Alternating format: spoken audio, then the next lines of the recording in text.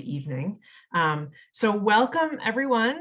My name is Brett Thielen. I am the Science Director for the Harris Center for Conservation Education, and we're hosting tonight's Zoom along with New Hampshire Fish and Game. Sounds like we may have some folks who are new to us tonight, so I'll just say a couple of words about who we are. The Harris Center is a nonprofit organization based in the Monadnock region of Southwest New Hampshire, where we help people fall in love with the natural world. We do this through land protection, conservation research, and education for all ages. So those of you who are local to the Monadnock region, I always like to share that we protected more than 24,000 acres of land from development, and much of that is open for hiking and birding and butterfly watching and other recreation. We coordinate conservation research projects on our protected lands and then throughout the region through a variety of community science initiatives, including a brand new one that we're hoping to launch next summer, which you're going to hear about tonight. And then at the heart of everything we do is education for all ages, from babies in backpacks to residents of retirement communities and really all points in between. So if you live in the Monadnock region and have a young person in your life, there's a really good chance that they've spent some time with a Harris Center naturalist discovering nature in their schoolyard or backyard. Our teacher naturalists work in 30 schools with more than 3,000 students every year. And then we have a really rich calendar of events for the general public. That's you guys. Everything from guided hikes to paddles to film showings to volunteer trainings. And of course, in this new era, lots of Zoom offerings as well, which we are going to keep moving forward into the future, even when we're back to in-person programming like we are now. One last word about the Harris Center. I see some familiar faces there who are donors and supporters, and nothing we do would be possible without you. So I just want to thank those of you who are supporters of the Harris Center. And if you're new to us, I really encourage you to visit harriscenter.org and see what we've got going on. Check us out. There's lots of fun to be had out in the natural world with the Harris Center, which is tonight's speaker, Heidi Holman, who is a wildlife diversity biologist with New Hampshire Fish and Game, and particularly works with butterflies and is here to talk with us tonight about butterflies in the Granite State and butterfly monitoring in the Granite State, including an exciting new initiative that we're hoping to launch together next summer. So with that, Heidi, please take it away. Thank you, Brett. I am just generally so excited to be here to talk about butterfly monitoring in a broad sense. It's a big goal that I think many people who are in the butterfly world that have worked with me over the past 15 years at Fish and Game have been hoping to see occur. And so I have a lot of passion about what we're going to discuss. And building a butterfly monitoring network is an opportunity for us to implement a priority action for the Wildlife Action Plan to keep common species common. So this is different than us having to be dealing with a crisis or doing recovery action. This is getting ahead of the curve and establishing baseline information about all of these species and what their populations are doing. So that is really unique as well. So there are so many different butterflies that are present in New Hampshire, and the best information that we have to date comes from New Hampshire Audubon's work. In 2013, they put out a document summarizing the best available information about butterflies. And really, they got the majority of that from about 10 or 15 different sources, so not very many. It included institutions like New Hampshire Fish and Game, and then some very, very dedicated amateur naturalists who spend their time monitoring for the past decade or two and provided invaluable information. In total, they documented about 130 species in the state, which is a lot, and some of them were only seen once. Some of them may have been misidentified, possibly, who knows? But I think the majority of the time, you're only going to see about 80 to 100 different species if you're out there actively looking. So this is totally manageable for all of us to start embracing and becoming a little bit more knowledgeable about together. Butterflies are part of that group of pollinators we've been hearing about, and the threats are heavy on them, just like a lot of other wildlife species. Development is definitely a primary declining factor for most wildlife. It could be complete loss of habitat, but in the case of butterflies, it could be fragmentation. And if they're not very good dispersers, that can start to affect their populations in an area over time. Pesticides can have impacts on their host plant, which is their primary habitat need, but also could result in direct mortality. And sometimes we've increased that use over time, not necessarily thinking exactly what our impact is overall. Climate change has become more and more prevalent in our everyday lives and conversation and potentially noticing it. And climate change research on insects and butterflies in particular is starting to show very substantial impacts. They're a cold-blooded species and they're dependent on what the environment is doing, and it drives their entire life cycle. So when you have something off in the winter or something slightly off in the summer, it has the potential to reduce survival. Disease and parasitoids are present, but often they get exacerbated with climate change. And so we're seeing with certain insects that maybe that survival due to climate change may actually be a disease or parasitoid. Invasive plants choking out native habitat, becoming sinks, such as the case for swallowtail, the black swallowwort and monarch butterflies.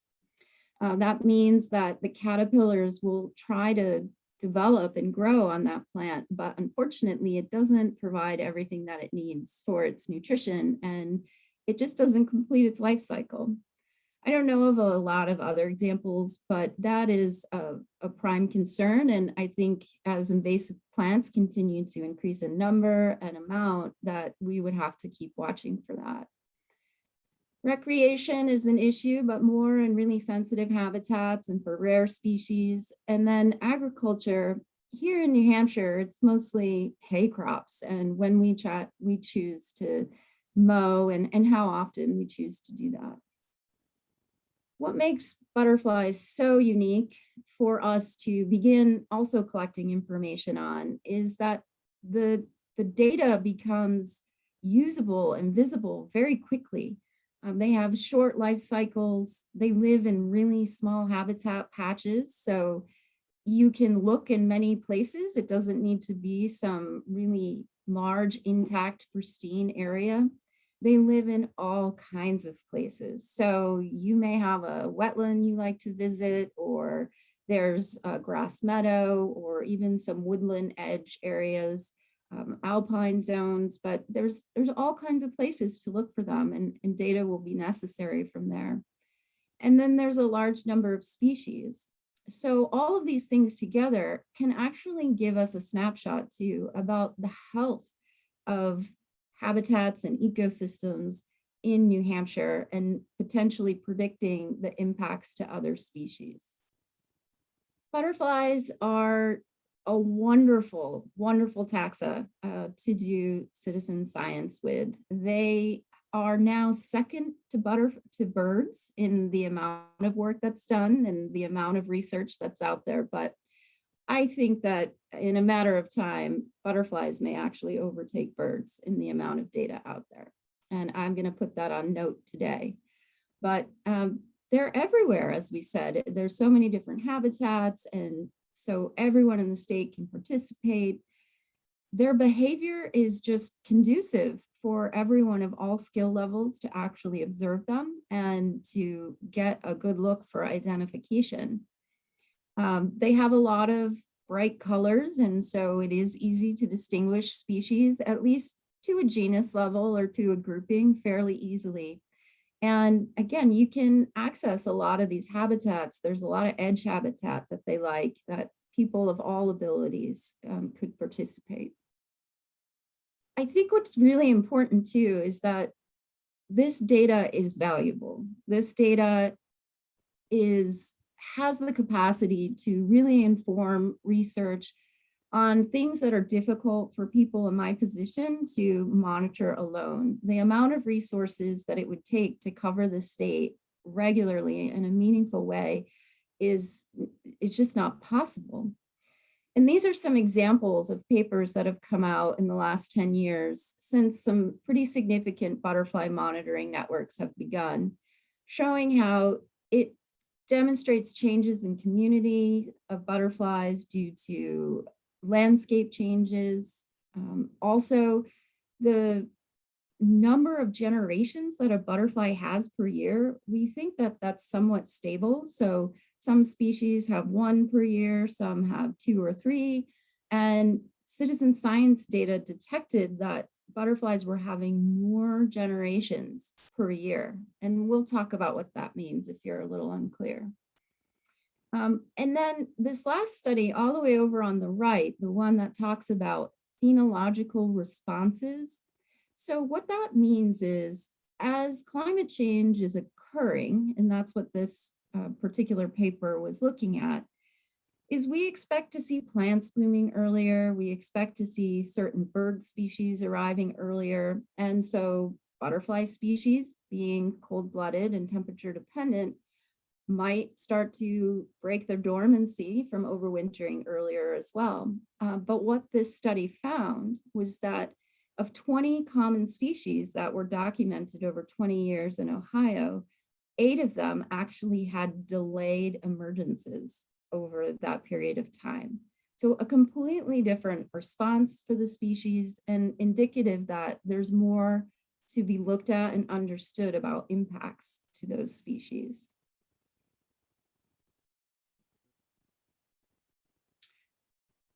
So I want to talk a little bit about things that over the course of the next year, we want to work to teach people a little more about, and some of the information that we're hoping to share and make people more knowledgeable about this taxonomic group. Butterflies in general follow the same life history pattern: an egg, a caterpillar, a chrysalis or pupa, and then an adult butterfly. That is standard. They're all going to do that. They may have a few more molting phases as caterpillars, which we call instars. But from there, every species is very unique and different. And it depends on factors like how many plants they eat. That limits the distribution of their habitat, or perhaps the niche of habitat that they need. And that's as the caterpillar stage only. Usually as adults, they tend to be non-selective for their nectar. The number of generations that they have per year. So again, normally this is fixed in many species. Sometimes it can vary in weather year to year, but as you saw documented, there's some new species that are picking up more generations as climate is changing. And that can have pros and cons for a species, depending on some of those other life history factors. How they overwinter. So every different species can overwinter either as an egg or as an adult, like the tiger swallowtail, or an early instar caterpillar, like some of our Arctic butterflies. It's different for all of them. And in the most unique case, we have the monarch butterfly that overwinters as an adult, but it migrates all the way to Mexico to get that done. So there's just so many cool things about all of them. And we'd like to just start bringing out those unique traits. It's important to understand the habitat of butterflies. So habitat usually is food, cover, water, and space. So space would be that number of patches of host plants within close proximity to each other and for them to connect to make a viable population. Cover would be mostly the overwintering habitat, but could refer to a place where they estivate in the summer. So some butterflies will actually stop their development in the summer to avoid some extreme condition or change in a host plant, and then become active again before an official dormancy. the food source of the caterpillar is such a primary driver, and it's good to understand what it is, especially if you're out there learning to identify them. It could help you with your ID. What's so cool about butterflies is that, we're talking about some of our rarest habitats like pine barrens and lupin or alpine zones, and some of our snowbank communities and alpine specialist plants. But we're also talking about fields that have milkweed in them, old fields regenerating, forest edges for our caterpillars that eat tree leaves, special warm season grasses like little bluestem that skippers and some other species rely on. So we'll start to introduce all of those concepts as well. And it's important to know how to talk about a butterfly and what its anatomy is. And so just the most basic is the ventral view versus the dorsal view. And this can be a little confusing. So the dorsal view, you can think of the dorsal fin on the back of a dolphin or a fish. And so it's the back of the butterfly. It's just that means when its wings are open. And so it gets confusing to me, but we'll talk about dorsal view versus ventral view and the different identifying characteristics of the species to help you determine who it is. And then there's other types of information like hind wing, which is the bottom wings, fore wings, which are the top wings, the marginal, outer marginal edge. So in this case, the Carner blue butterfly has orange dots all the way up the outer margin of the hind wing.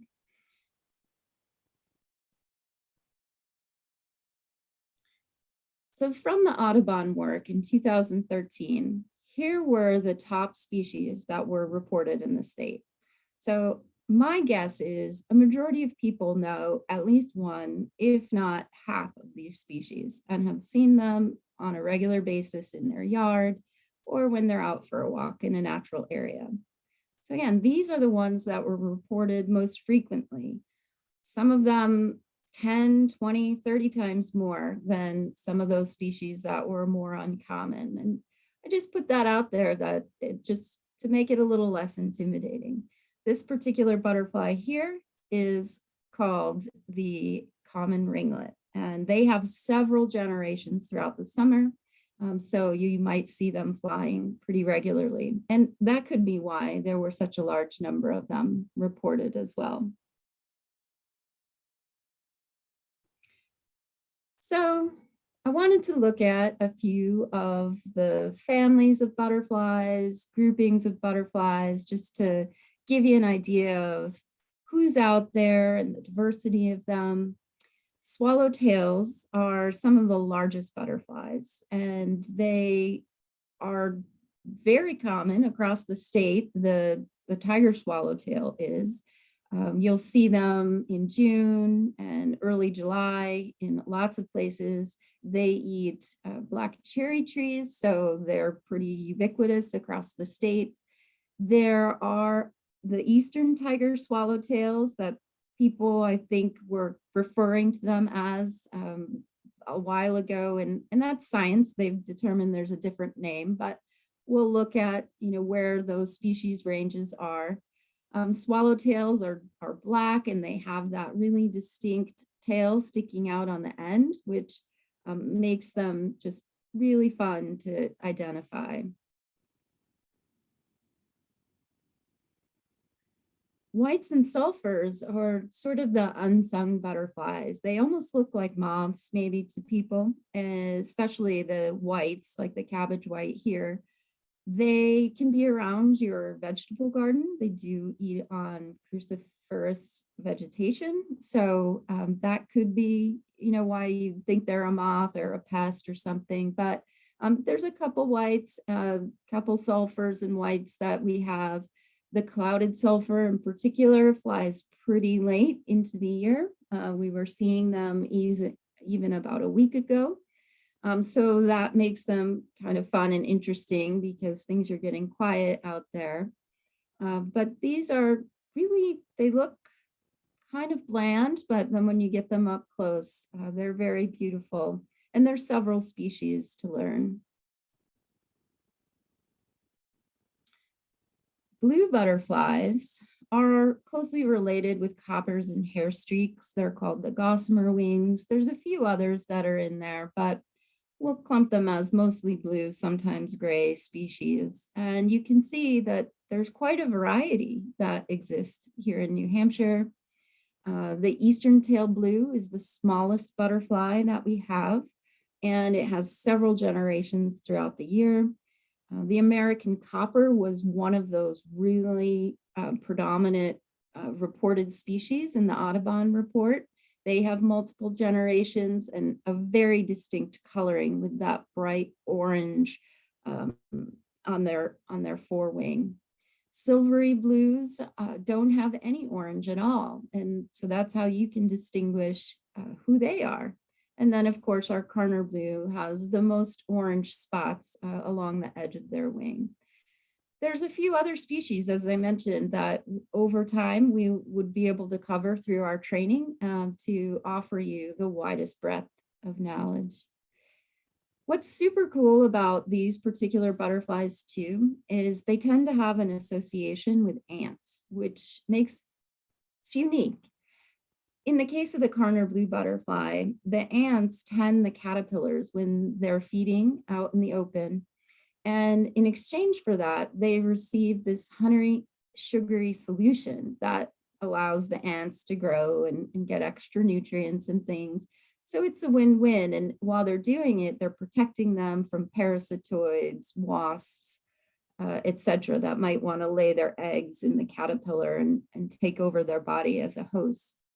One really unique relationship that we have is the Edwards hairstreak, another uncommon butterfly to New Hampshire, found only in pine barrens. It's a scrub oak feeder. The caterpillars of that butterfly actually crawl into the nests of the ants at the base of a scrub oak during the 3rd and 4th generation every day. And then at night, they climb back out and feed on the leaves of the scrub oak. And they do this for several weeks as they're completing their life cycle. This is something we want to start looking into more. It turns out Edwards hairstreak, even though there's a lot of scrub oak in places like Maine and Cape Cod, 90% of scrub oak barrens are devoid of Edwards hairstreak. So my guess, it has something to do with that special ant relationship. The satyrs are very cool butterflies, and I've heard other people pronounce it satyrs, but they were from the Midwest, so I'm not sure. But anyways, I call them the satyrs, and they tend to be identifiable because they have these really large dots on their wings. The wood nymphs, the little wood satyr, there's several other species. And what's really unique too is the white mountain Arctic, which is an endemic species to the presidential range, is part of the same group of family. And you can kind of see why. They're the same brown color. And if you were to zoom in on that photo, you would actually find a small eye dot hidden in the coloration of their wing pattern. So the next few groups that I'll discuss are not actually families of butterflies, but they're sort of a subgroup that people identified to help them cluster and understand and identify them later. Fritillaries can be divided into greater and lesser fritillaries, and that relates to their sizes. A great spangled or an Atlantis fritillary are the size of a monarch, which is a pretty large butterfly, actually, whereas the white mountain fritillary is actually more of a medium-sized butterfly, larger than an eastern tail blue, but smaller than a monarch. So that's where those names come from. You can see that, again, the hind wing patterns all vary, and we'll learn to discuss and identify key characteristics like width of that beige band on the larger fritillaries. And the Atlantis fritillary, which is really unique, if you look closely, actually has a blue eye.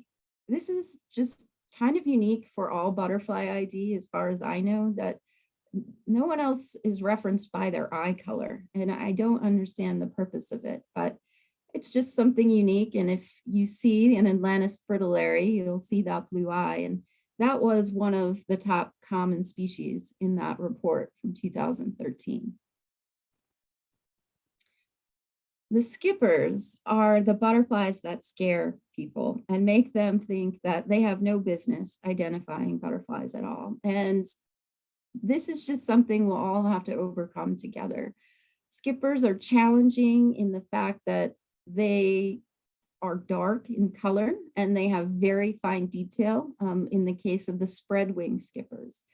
So the spread wing skippers are dusky wings and cloudy wings and sooty wings, all things indicating dark coloration, but they land with their wings open. So that's how they get their general grouping. There are quite a few species of the folded wing skipper. There's a variety of wing patterns that are on them.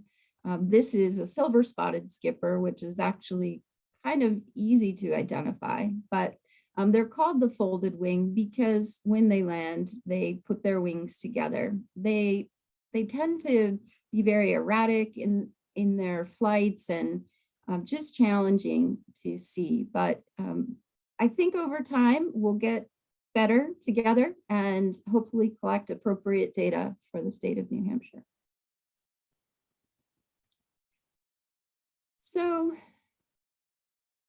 the North American Butterfly Monitoring Network is this attempt of university researchers and people who work in states like myself to come together and try to use all of the community science to its fullest, to take a moment and design and pull together the data in the most meaningful way. Interestingly enough, citizen science for birds has been going on for a long, long time. The Christmas bird count, everyone has been familiar with that. Audubon piloted that a long time ago, and there was nothing like this for butterflies until 1993, when the North American Butterfly Association was formed and they created a point count. From there, we've had other types of platforms that are developed, more opportunistic, and we'll look at those in a moment. But because it's only been a few decades, this group is really trying to get together as quickly as possible with all of the things that have been learned from other taxa to make the most of the efforts of people contributing. Even though you can't read the names of the towns very well, I think you get the picture. This is the species richness by town from the report in 2013. And again, it came from about 18 different data sources. And immediately you can see there's huge gaps in the information. There are towns that most likely no one visited. There are towns that certain efforts were going on, such as the case in Concord. We're doing very targeted work in conserving the Corner blue butterfly, and we're able to do some detailed monitoring on other species. I am not sure what's happening in Pittsburgh. I guess there's just someone that really likes butterflies and has collected great data over the years. But as you can see, when you just allow observational data people to go out and collect it on their own, it may not come together in the best way to avoid gaps in time, in space, in species. And so that's what we're going to try to do here. With that said, there's numerous opportunities to participate. There are opportunistic observation that can be done that's very simple and you're out for a day, to a very standardized protocol. And they all have different values. I think the opportunistic observations are going to develop into incredibly large, big data sets that at this time, we're not even sure how to analyze them yet. But that doesn't mean that the data shouldn't be collected. So one of the first opportunistic data collection opportunities I wanted to present to you is eButterfly. And this was created by our neighbors in Vermont, and it's the Vermont Center of Eco Studies. And in 2012, they launched this platform where you can submit your observations. It's similar to eBird in that you can create your own species list. So you get to track your own personal success over time, but also you're contributing information that's readily available to anyone who requests it for any research question. You can also have an opportunity to review other people's data through this platform. So it's a very unique community. And since they started in 2012, they have 429,000 individual records that have been submitted. So that's great. And they cover North America and the Caribbean only. So that's a lot of great data. And I believe it's over 1,000 species. So it's really getting at not having gaps in the species ID. Another platform that people are probably familiar with is iNaturalist. It's not butterfly specific, but it is also collecting data of all kinds of wildlife and flora. And I believe iNaturalist offers you the opportunity to submit an observation and get feedback on what the ID is. So people will be looking through and offer their expertise periodically. So that's a great benefit to it. Again, it's just over time, I think the value and the use of this type of data will become more prevalent, but it needs to have a mass amount of information for it to start to have value. One thing that both of these platforms ask is whenever there are any other types of standardized monitoring efforts, if those can get downloaded as well to increase the amount of records. The last opportunistic opportunity that I wanted to talk about is Journey North. And this is an example of a species-specific efforts for the monarch butterfly. But again, if you're just out and you're at a nature trail somewhere and you see a monarch butterfly and you want to upload a record and contribute, it's very simple. You can do it on your smartphone. You can do it when you get home. But basically, the reason behind this data is to track the migration north, and then also the first development times at different latitudes. So the first egg, first larva, first chrysalis, and then also the migration south. And it's looking for changes in phenology over time. And my guess is that somehow they're going to be able to use the records to come up with an index or abundance as well. I'm just not sure they've done that yet, but it's a great example of a way to participate. Recently, researchers who work on the monarch butterfly calculated that 17% of the publications on research related to the species was generated from citizen science work. So I've never heard of something so heavily based, so many research questions answered using it, but also it's a model species that has really had a lot of people invest in ways for people across the range to participate.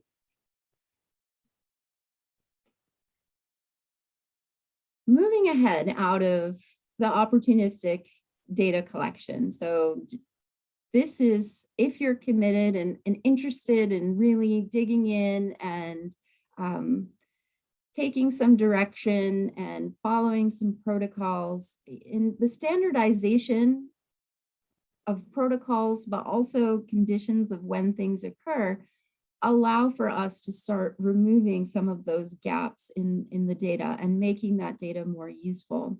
So in particular with butterflies, it has to be warm and it has to be sunny. Otherwise, they're not going to be flying, and that would incorporate a detection issue for the species. We set standards of time that you go out, and the time of year is documented. How far you travel and the duration of your effort and the number of observers all contribute to standardizing effort that goes into this work. And that allows for trend data to start to be compared between years. So standardization starts to increase the value, but it requires more commitment by those who want to participate to actually become trained in that and to also follow it.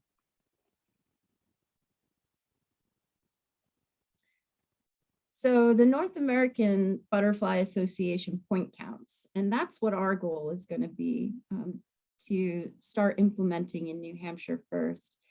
They began in 1993, and there are 450 counts across North America at this time. So they're doing well, but you can see there's a significant gap in the northern New England states, and I'd like to see that change.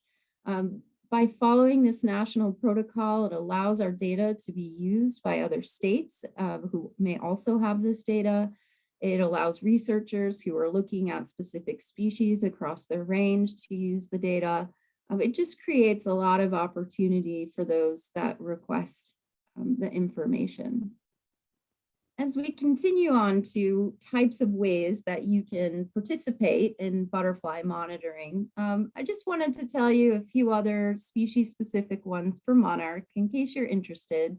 The Monarch Larva Monitoring Project is a transect-based study that you establish using their protocols, and you have to repeatedly check a series of milkweed plants and monitor the developing phases of monarch caterpillars and their survival rates, and then all the way through to adult emergence. So this is a very powerful data set that gets at impacts to the species at different life stages, but it's very critical that it's followed as the standards apply. Another Monarch one is the Integrated Monarch Monitoring Program. And this one is even more interesting, I think, in the sense that you get to look at eggs and larvae, but it also tracks the habitat. And I've seen this particular monitoring program was created by the US Forest Service, the USGS, US Fish and Wildlife Service, and also Monarch Joint Venture. And although it was initially designed to track monarch information because it was being reviewed for federal listing, it actually has the power to look at habitat for pollinators overall. And so it has a lot of power in that can be used for species that we may not know will need that information in the future, particularly bumblebees, which are being reviewed for federal listing. But again, these are very specific programs that require multiple visits and looking for different life stages and knowing plants, but a lot of value. The Monarch Watch Tagging Program, I think many people are familiar with, although it's opportunistic in that you tag whatever monarchs you see, it does have standards, and that it's only from late August to September. And so they restrict distribution of the tags for that reason. But also I think people need to be aware, you've got to be careful because you have to capture and handle the monarchs potentially. You want to use best management practices when doing that, trying to avoid injuring them, potentially spreading disease if you were to handle quite a few. But it's a very valuable program. This has allowed researchers to know what percentage of butterflies that show up in Mexico came from the Northeast versus the Midwest, which is a very interesting piece of information as climate change continues. They know that extreme droughts in the Midwest could lead to declines in the amount of monarch butterflies if milkweed becomes very stressed later in the breeding season. And we happen to maintain a more temperate, less droughty condition. That means we might actually start to contribute more butterflies in those given years. And so this program is very unique in that sense, but it takes following those practices and protocols to ensure good data quality and good results.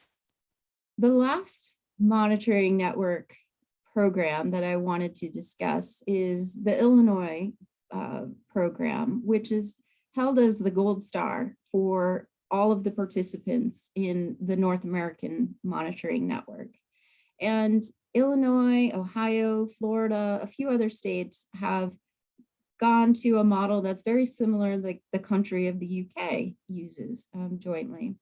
And this involves doing a polar transect, which is a walk through a given area, but you have to return several times in a year.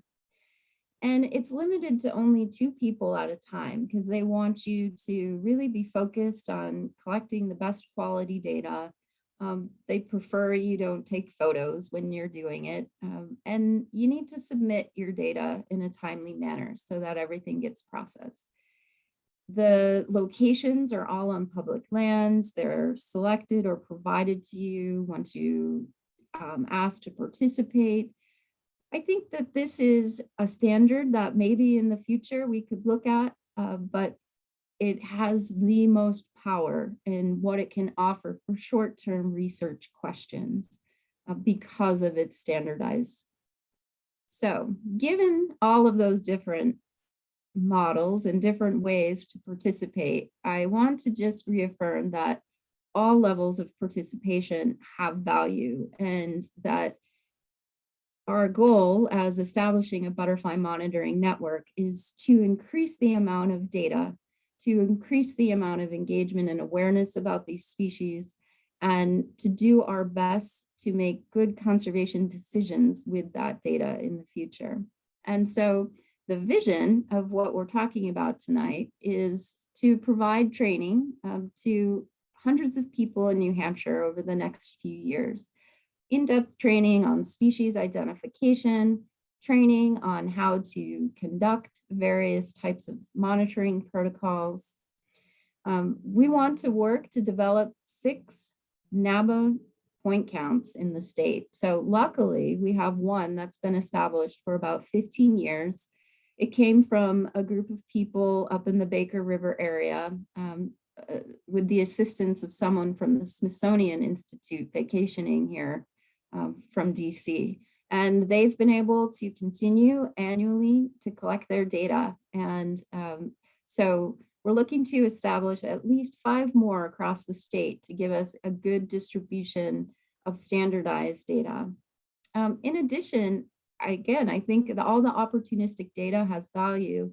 And so I'd like to see an increase in the number of records people are submitting to eButterfly and iNaturalist, and really just get all of the information we can of all these butterfly species. And sort of to house it all is to launch a website that we can all connect to look at how this data is coming together, look for annual reports, create portals for us to upload the data, and really just unite us in this effort.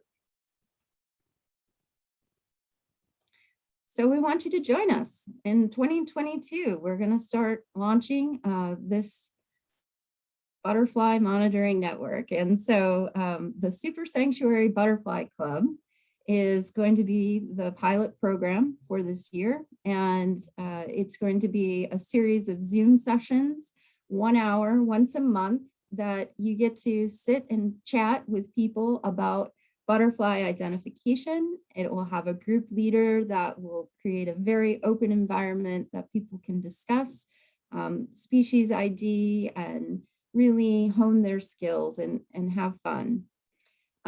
Following the 4 months of sessions, we're looking to hold a field day where you actually come out and learn how to use butterfly guidebooks and binoculars and nets while you're in the field and actually perform the butterfly count. So you learn how to fill in the data forms and everything for the official day. We're also discussing a half-day training for those that maybe like to have it at a rapid pace or just see how they want to connect with this type of information. We'd model it after looking at maybe just the top butterfly species, what we could accomplish in a 3 or 4 hour day, and also getting outside and talking about techniques and how to submit your data to some of these various platforms that we've introduced. And so, as Brett mentioned, we want to kick off the SuperSanctuary survey in 2022. You can see here the circle is a 15 kilometer radius, which is the North American Butterfly Association point count size. That's the standard size, and it fits perfectly over the landmass of the Harris Center. And so our goal is to monitor conservation lands that are protected by the Harris Center themselves. But also, if you happen to live in this area and you think you have good butterfly habitat that should be monitored, you should contact us. We'll be looking to establish locations to send people to get the most out of a SuperSanctuary survey. And this survey will occur in one day after the 4th of July. That's the way the count occurs. And usually people would be out of sight for about an hour. I also want to mention, though, that even if you aren't able to come out and monitor butterflies and contribute in the way you'd like with collecting species distribution data, there's still so much that you can do for butterflies to help out with this effort. And creating habitat is the number one. We discussed how it's the primary threat for many species. And you can do that by increasing the diversity of plants on your property. Make sure you use native plants. The greater diversity of plants, the greater diversity of wildlife. As we said, every butterfly eats a different plant in its caterpillar stage. And so you need grasses, you need shrubs, you need trees, flowers, sun for basking, and flowers for nectaring. So something available for adults from May all the way to October. Avoiding pesticide use. This could be the herbicides or the insecticides. But if you do need to use them, just be judicious and use them in an integrated approach. Try to reduce your burden with other mechanical means or timing of management. But just a general reduction can increase the quality of the species that are in your area. And then conservation mowing is another great action. So if you happen to have a grassy field or a hay field of any size, really, mowing before things really start to grow, so before May or after October 1st, avoids impacts to pretty much all species. But if you do mow during the year, probably you're mowing just to keep the woody vegetation out. So maybe you could just mow a portion of it every year, and then the next year mow the other half. And that allows the insects to recolonize the habitat. Really, thirds is the best way to do it. Or you could rotate the time that you mow. So you don't want to mow the same time every year. You're going to impact the same species and in the same life stage. Like in this particular case, this is for monarch conservation. And we say, if you do need to mow, the best time for monarchs in the growing season is June 20th to July 10th. And so that allows for the milkweed to grow back before the monarchs really start arriving in great numbers for the breeding season. And then they have fresh milkweed as the caterpillars are developing before migration. And lastly, you can purchase a conservation license plate. We are a recipient of those funds to leverage federal dollars to do conservation work in New Hampshire, but also it gives us the opportunity to apply for competitive grants and bring more money into the state to expand our work. Also, places like the Harris Center and other land conservation efforts benefit from the license plate. So that's a great way to participate.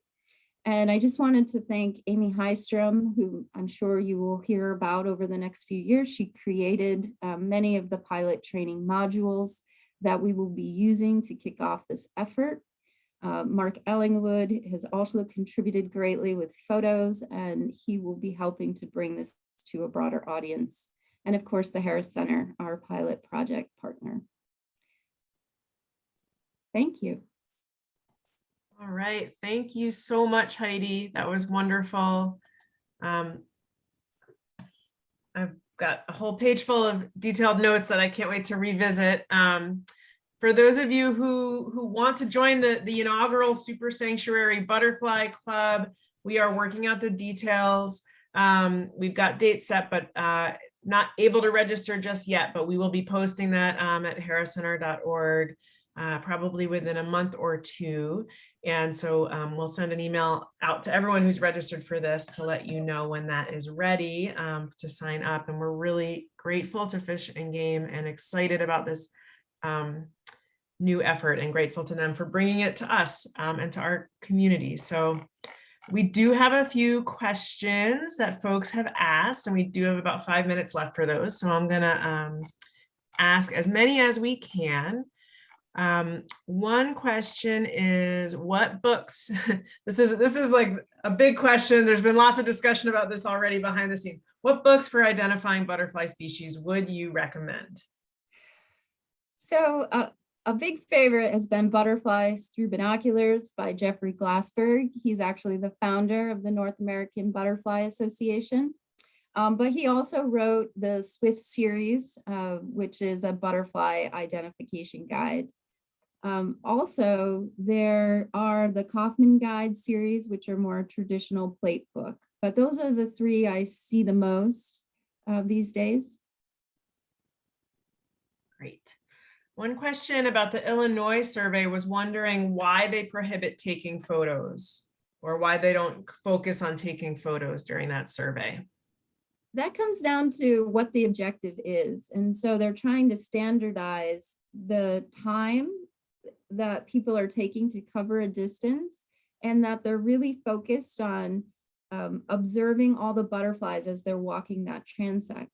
Every time you walk through an area, you're going to flush up butterflies. So if you're busy taking photographs and wandering around, there's butterflies that are going to be disturbed and leave the area. So they just really want you to focus, and that maintains the effort level to be the same. That makes sense. Focused attention. Few questions about people who've seen monarchs recently in very late September or even this week, and they're wondering, are those generations that are en route to Mexico, or are they likely to be monarchs that will die in New Hampshire? Is there any way to know if you see one in the very last parts of September or early October, which generation is it? They should be going to Mexico. And they, whether or not they get caught in a frost or something, that's quite possible. We know that that's a risk with changing climate. It's always a risk. It's just whether or not there's more mortality than others. I think one of the biggest risks we worry about is the mismatch of the nectar plants available on their way down south. So if they stay here too long and it's so warm, but the plants are still senescing, they might not be able to find the fuel they need to make the entire journey. Another monarch question from Linda. She said, I heard monarchs that are raised and then released do not fare as well as those that are left alone. So I guess she's talking about if you bring caterpillars in to watch their kind of amazing metamorphosis process, is that a disservice to the monarchs? Do they not do as well on their journeys? So there's definitely a risk to bringing them in. And one of them just has to do with the husbandry or how people take care of them. If you don't do a very good job, you may introduce disease or bacteria to them, or you may actually inhibit the size of the butterfly if they're not getting the right nutrition because they're fighting off disease or poor conditions. So that's number one, is just there's always that risk. The other part, I recently saw a study, and I think we'll get more information in the future. New Hampshire Audubon is part of this Modus Tower effort, which it's these series of towers that are from Canada heading down to southern North America. And you can tag monarchs and actually track individuals like with geolocators. And so I saw one that was looking at the direction that released captive reared monarchs went. And from what I remember, they do actually figure it out. It's a delay of a day or two. So they don't get lost. They've proven that. But I think in general, the message that we have is we're not going to captive rear our way out of the monarch situation. So the objective of bringing them in to learn is a good one, but it's not a solution to conserve the species. Great. And I think one last one to end with is from George, who says he's interested in expanding his yard and turning it into more of a butterfly garden. And he's wondering if you can talk about some of the funding opportunities that it might be available to folks in the Monadnock region. He's mentioning the Cheshire County Conservation District, that there's funding available through them, but wondering if there's other resources through Fish and Game or the Harris Center. I can say one thing: we don't necessarily have funding available through the Harris Center as a nonprofit, but we do have a really beautiful pollinator garden that is maintained by some incredibly dedicated volunteers. And we have a species list that you can download from our website that, just to give you an that garden is designed to have something blooming basically from May through October. So there's always food for pollinators, not just butterflies, but other pollinators too. And so it's designed to be a demonstration garden. So I would definitely encourage you to check that out for informational resources. But Heidi, is there any other resources you would want to highlight? I think the issue is usually the limiting factor is the size of the property. So a lot of the funding sources that come from government agencies to work on private lands tend to have a minimum acreage, and it's just because it's the only way we can really administer what we're trying to accomplish at a larger scale. So NRCS, or even our small grants program out of New Hampshire Fish and Game, tend to have a minimum of 10, 20 acres size. I think the Cheshire County program, from what I understood, was more of a smaller, half acre, 2 acre, 5 acre. So that made them very unique and a great resource for that. Otherwise, I don't know of anything off the top. I would say maybe talk with your garden clubs and see, how you can improve the amount of perennials that are available. They seem somewhat reasonable in price, and that they're usually pesticide free because they've been dug up out of someone's garden. You could work on seeding. There's some information on how to do that on UNH Cooperative Extension's website, and that can be a less expensive route to go. And then often what we say is just stop mowing an area and see what comes up, and you may actually start to acquire some high quality habitat. Great, well, thank you.